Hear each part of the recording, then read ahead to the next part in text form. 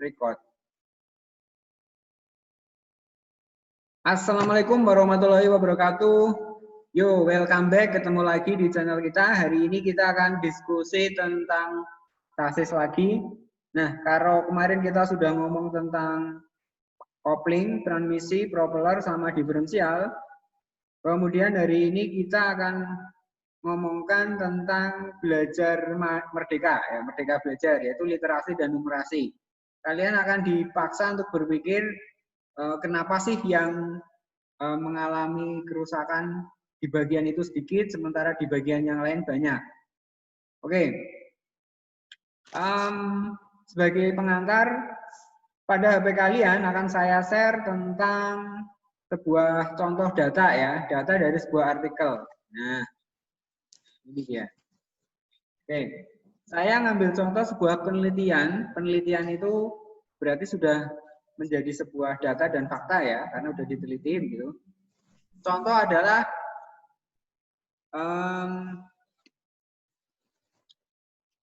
data deskripsi kerusakan sasis di PT Daihatsu. Oke, ini contoh di PT Daihatsu. Nah, di situ kamu bisa baca dan kelihatan ya di tampilan HP. Sistem suspensi frekuensi 8 kali, kemudi 13 kali, rem 10 kali, roda sama setelan roda 15 kali, kopling 6, transmisi 2, poros propeller 1, gardan 0. Oke. Dari sini kita coba urutkan kembali yang sudah kita pelajari. Kopling hanya 6. Kemudian habis itu transmisi hanya 2. Transmisi hanya 2, propeller hanya 1, gardan hanya, bahkan gardan nggak ada mobil yang mengalami kerusakan pada gardan. Nah, sampel data ini mengatakan bahwa kerusakan sasis yang sudah kita bahas itu sangat sedikit. Demikian juga saat kamu PKL. Saat kamu PKL pun menemukan yang kerusakan ini sedikit. Lebih banyak yang engine sama listrikan. Oke, faktanya, datanya mengatakan di bengkel lebih banyak perbaikan mesin ketimbang sasis. Oke, sekarang kita ngomong sasisnya. Dari data kerusakan pada sasis, faktanya mengatakan roda dan rem itu lebih banyak. Ya, kerusakan roda dan rem serta kemudi itu jauh lebih banyak ketimbang sasis yang lain gitu. Oke ya. Nah, ya paham ya. Baik, saya ulangi.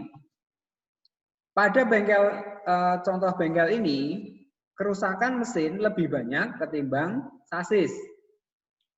Pada kerusakan sasis, lebih banyak roda, rem, dan kemudi ketimbang komponen yang lain.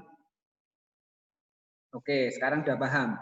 Nah, faktanya juga mengatakan bahwa kerusakan kopling, transmisi, propeller, gardan ada, tapi presentasinya sedikit.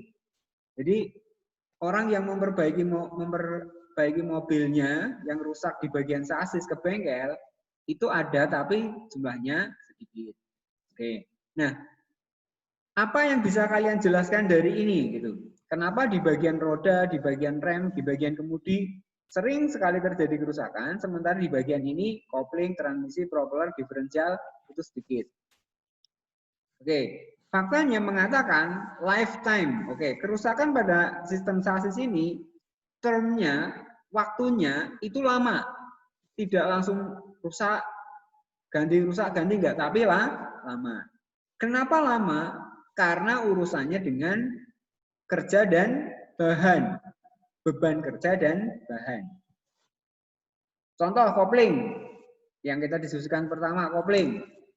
Kopling kerusakannya bisa sampai berapa tahun gitu ya, lifetime-nya itu berapa tahun.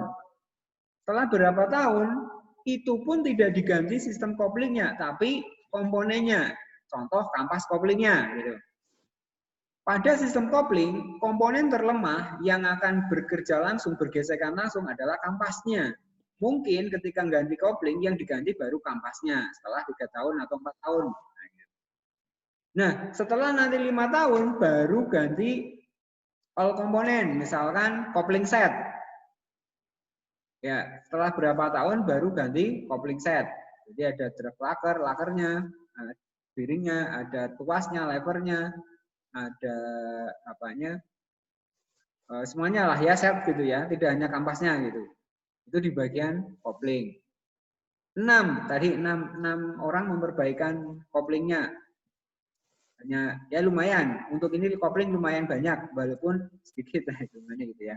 Transmisi hanya 2. Jadi dari sekian banyak 55 mobil yang masuk, 2 memperbaiki transmisi. Di bagian transmisi pun kerusakan yang terbanyak mesti yang komponen yang bekerja dan bergesekan. Contoh adalah sinkromes. Nah, kemungkinan kerusakan di transmisi yang ganti sinkromes aja lifetime-nya gitu.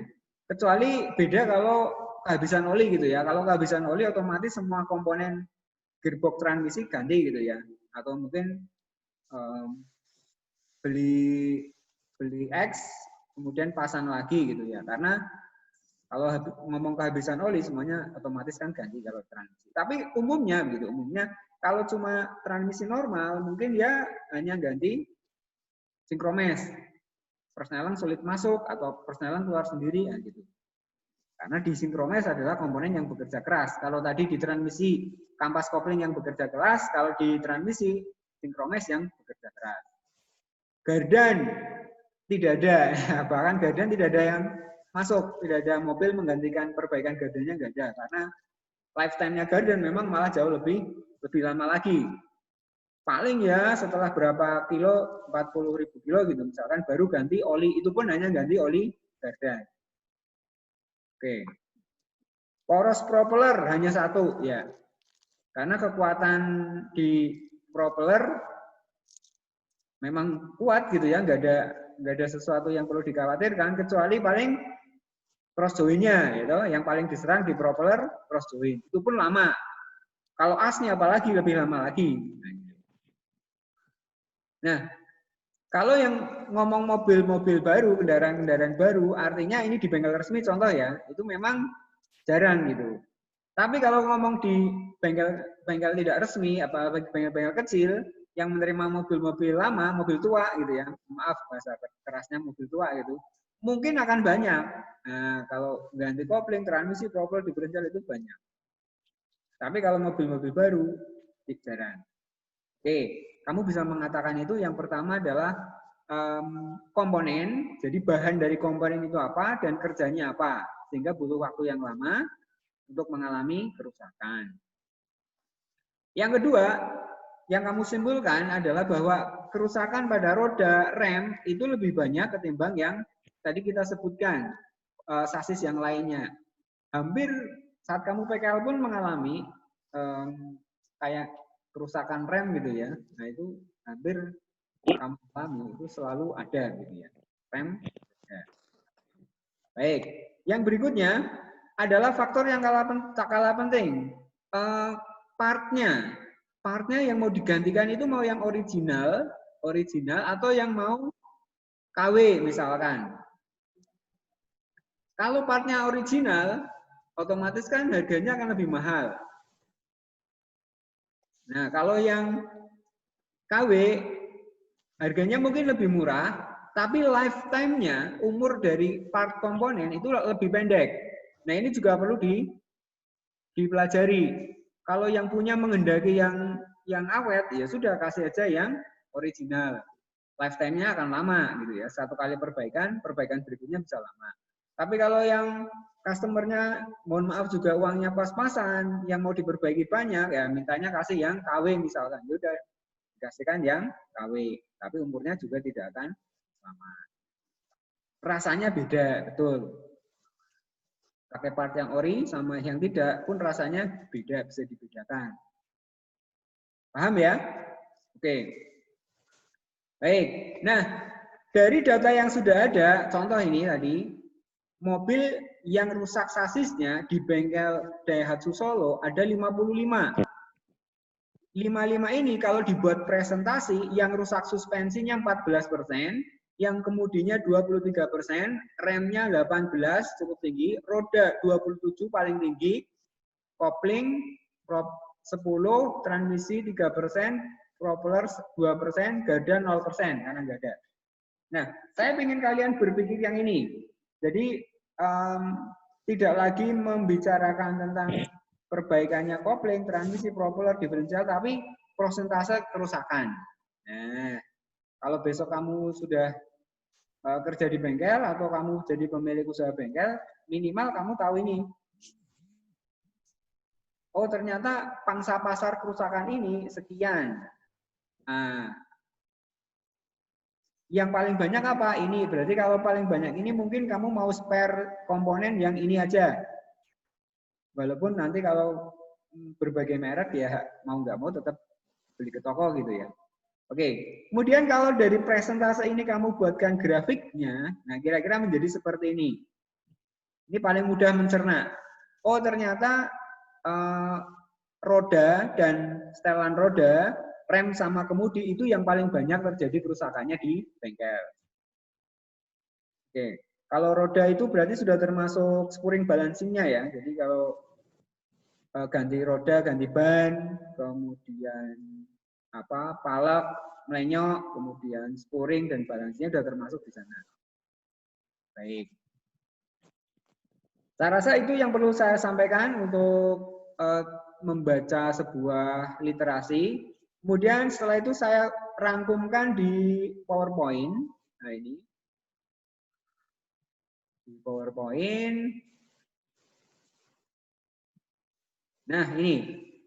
Analisa kerusakan yang terjadi pada komponen sasis dan pemindah daya di PT Astra International Daihatsu Solo. Tadi yang kita diskusikan tadi adalah melalui sebuah penelitian. Jadi ada orang yang ke bengkel, kemudian membuat data pada sasis itu rusaknya apa saja, kemudian berapa banyak mobil yang rusak pada bagian itu. Nah, hasilnya tadi sudah saya share di ke kalian di PDF PowerPoint. Nah, itu maksud saya untuk kalian belajar membaca. Jadi